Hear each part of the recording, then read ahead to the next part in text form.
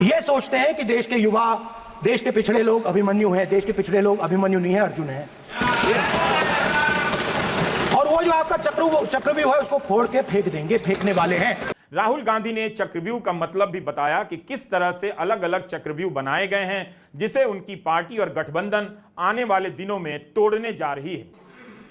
पहला काम इस चक्रव्यूह ने क्या किया?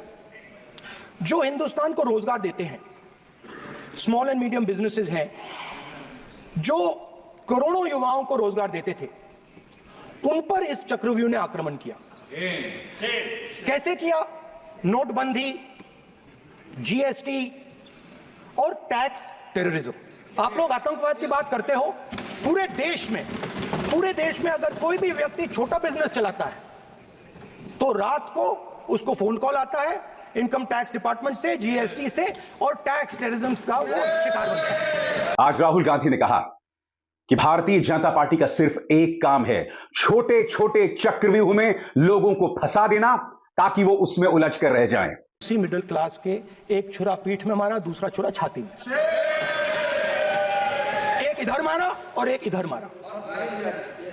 इंडेक्सेशन जो आपने कैंसिल की वो पीठ में छुरा था, और जो कैपिटल गेन्स टैक्स आपने बढ़ाया वो छाती में छुरा। मिडिल क्लास अब आपको छोड़ने जा रही है और इस साइड आ रही है। राहुल गांधी का यह कहना साधारण बात नहीं है कि उन्होंने प्रधानमंत्री का आत्मविश्वास तोड़ दिया है, अब वे उनके भाषण में कभी नहीं आएंगे।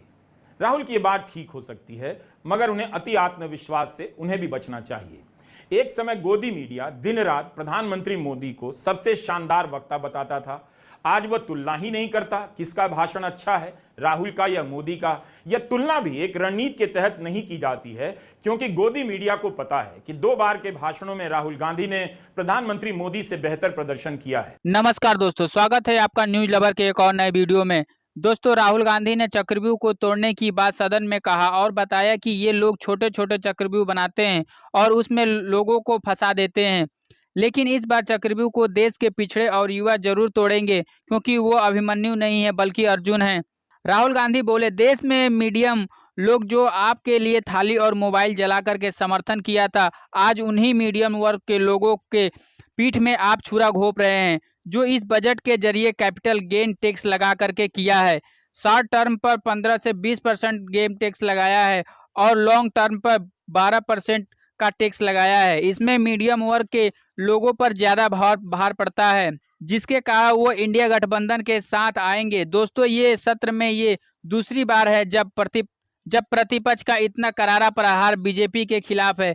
इस पर अब गोदी मीडिया भी चुप है, क्योंकि उसे भी अब पता चल गया है कि सदन में किसका भाषण तगड़ा हो रहा है। दोस्तों, आइए इस चक्रव्यूह के बारे में पूरा समझते हैं रवीश कुमार से। जिस तरह से राहुल गांधी ने चक्रव्यूह और अभिमन्यु के प्रसंग का इस्तेमाल कर बताया है कि सत्ता और संसाधन पर कैसे कुछ लोगों का ही कब्जा है, निरंतर धर्म की राजनीति करने का दावा करने वाली बीजेपी और उसके नेताओं के बीच से कोई भी आवाज ऐसी नहीं आई जो तुरंत इस चक्रव्यूह की अवधारणा को चुनौती देती और अपनी व्याख्या रखती।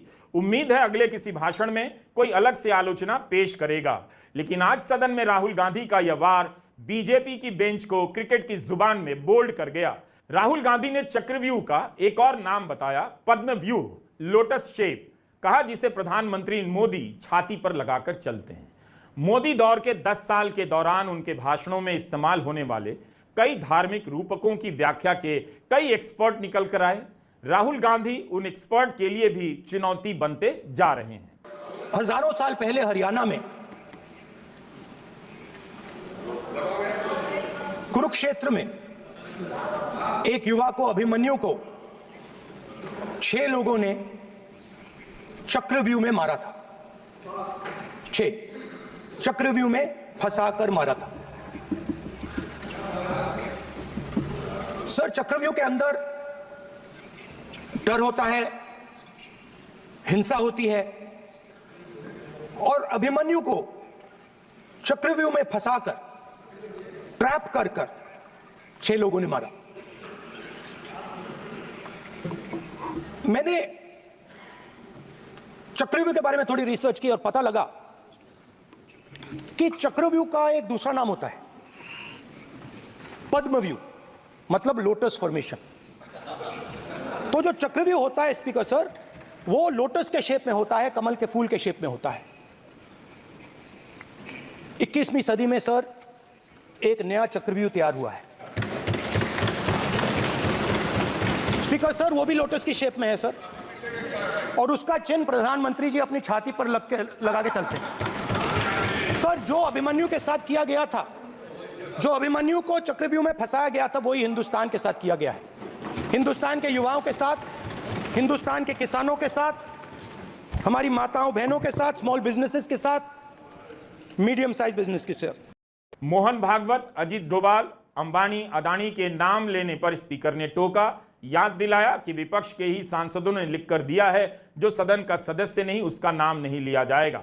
यहां राहुल गांधी ने स्पीकर की बात तुरंत मान ली, मगर आगे जाकर वे A1 A2 का फॉर्मूला ले आए। राहुल गांधी ने चक्रव्यूह का मतलब भी बताया कि किस तरह से अलग अलग चक्रव्यूह बनाए गए हैं, जिसे उनकी पार्टी और गठबंधन आने वाले दिनों में तोड़ने जा रही है। पहला काम इस चक्रव्यूह ने क्या किया? जो हिंदुस्तान को रोजगार देते हैं, स्मॉल एंड मीडियम बिजनेसेस हैं, जो करोड़ों युवाओं को रोजगार देते थे, उन पर इस चक्रव्यूह ने आक्रमण किया। कैसे किया? नोटबंदी, GST और टैक्स टेररिज्म। आप लोग आतंकवाद की बात करते हो, पूरे देश में अगर कोई भी व्यक्ति छोटा बिजनेस चलाता है तो रात को उसको फोन कॉल आता है इनकम टैक्स डिपार्टमेंट से, GST से, और टैक्स टेररिज्म का वो शिकार होता है। इस टैक्स टेररिज्म को रोकने के लिए बजट में आपने कुछ नहीं किया है। तो टैक्स टेररिज्म के कारण, और ये जो आपकी नीतियां हैं, जो आपने कोविड के समय बड़े बिजनेसेस की मदद की और जो स्मॉल एंड मीडियम बिजनेसेस थे उनको खत्म किया, उसके कारण आज हिंदुस्तान के युवाओं को रोजगार नहीं मिल सकता है। राहुल गांधी ने अपने इर्द गिर्द लगाए गए गोदी मीडिया, IT सेल, राजनीतिक नैरेटिव के चक्रव्यूह को भी भेदने का तरीका समझ लिया है। राहुल को पता था कि उनकी बात को लेकर बाहर चर्चा होगी, इसलिए इसकी भी तैयारी कर आए। उन्होंने यह पोस्टर ट्वीट किया जिसमें दिखाया गया है कि मध्यम वर्ग, छात्र, जवान, किसान, MSME, SC ST अल्पसंख्यक चक्रव्यूह में फंसे हुए हैं। और यह चक्रव्यूह किसका है? तो उन सभी की तस्वीरें हैं। सदन में इनमें से 4 का नाम लेने से मना किया गया, लेकिन राहुल गांधी ने इन 4 का नाम और फोटो बाहर ट्वीट कर दिया। प्रधानमंत्री मोदी, गृहमंत्री अमित शाह, राष्ट्रीय सुरक्षा सलाहकार अजीत डोभाल, अंबानी, अदानी और मोहन भागवत। इस पोस्टर के अनुसार आज देश इनके चक्रव्यूह में फंसा हुआ है। मिडिल क्लास की हालत जिस तरह से राहुल ने बयां की है, आज उसे सुनकर मिडिल क्लास से ना रोया जाएगा ना उसे हंसी आएगी। हाउसिंग सोसाइटी के व्हाट्सएप ग्रुप वाले मेरे डियरेस्ट अंकिल अपनी गंजी उतारकर डांस भी नहीं कर पाएंगे। अपार्टमेंट की बालकनियों में थालियां आज उदास रह जाएंगी। सर, मिडिल क्लास जो है वो शायद इस बजट से पहले प्रधानमंत्री को सपोर्ट करता था। जब प्रधानमंत्री ने कोविड के समय उनसे थाली बजवाई थी तो उन्होंने दबाकर थाली बजाई, धड़ धड़ धड़ धड़ धड़ थाली बजा बजाई। हमें अजीब लगा, मगर प्रधानमंत्री ने मिडिल क्लास को ऑर्डर दिया तो मिडिल क्लास ने थाली बजाई।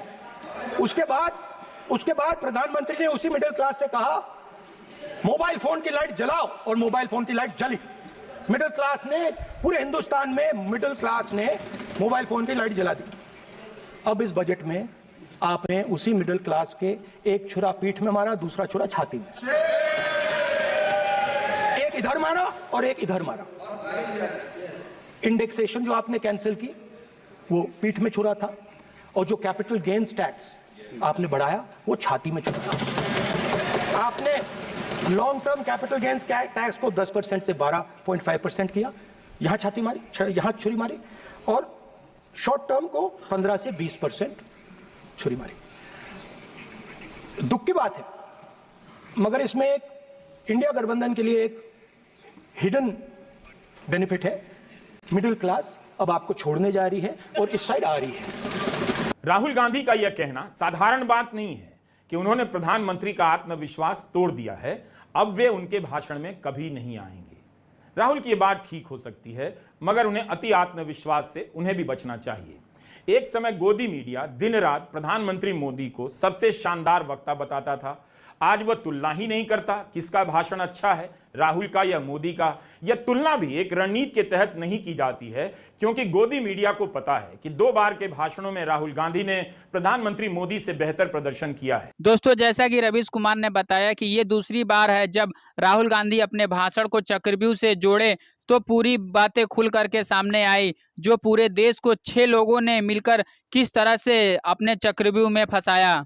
रवीश कुमार ने बताया कि जिस तरह महाभारत का अभिमन्यु फंसे थे, ठीक उसी प्रकार ये लोग जनता को छोटे छोटे चक्रव्यूह में फंसा रखे हैं और अब लोगों को कैपिटल गेन टैक्स लगाकर उनसे टैक्स वसूला जा रहा है। हम आपको अगली वीडियो में दिखाएंगे कि सरकार कितना टैक्स लेती है और कितना खर्च करती है, किस कारण महंगाई बढ़ता है। दोस्तों आज राहुल गांधी ने भी इस चक्रव्यूह को लोगों को बताया है और कहा है कि अब पिछड़े जाति और देश के युवा अभिमन्यु नहीं बल्कि अर्जुन है, जो तुम्हारे चक्रव्यूह को तोड़कर रहेंगे और हमारे साथ आ जाएंगे।